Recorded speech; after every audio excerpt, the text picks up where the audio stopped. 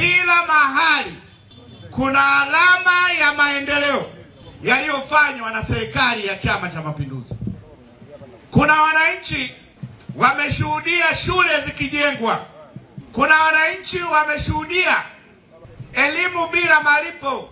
Kuna wananchi wameshuhudia vituo vya afya. Kuna wananchi wameshuhudia umeme vijijini. Kuna wananchi wameshuhudia madaraja yakijengwa.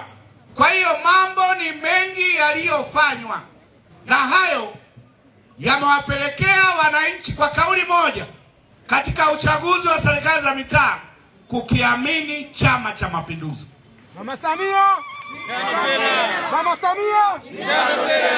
Yote haya yamefanywa chini ya uongozi wa Dr. Samia Suluhu Hassan, rais ambaye anaingia katika rekodi za marais waliopeleka fedha nyingi za maendeleo kuliko awamu yoyote.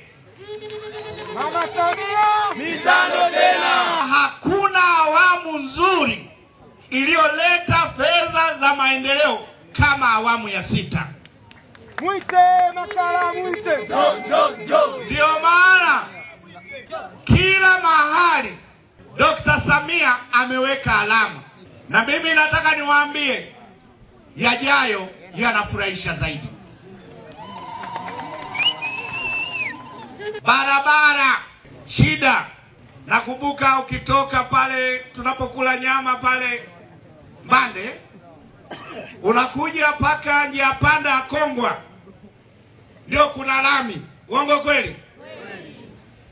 Sasa Dr. Samia Suluhu Hassan, mkandarasi yupo kwenye maandalizi, inapigwa lami kutoka njia panda ya Kongwa kuja hapa Mpwapwa. Piga makofi kwa Dr. Samia Suluhu Hassan. Mitano tena! Hapo vipi? Tena! Kwa hiyo shida hiyo barabara itakuwa inaondoka.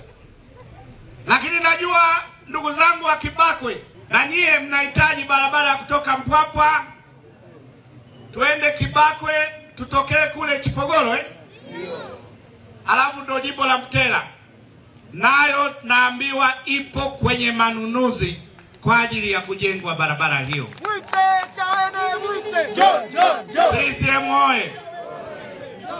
Kwa hiyo kwa mambo haya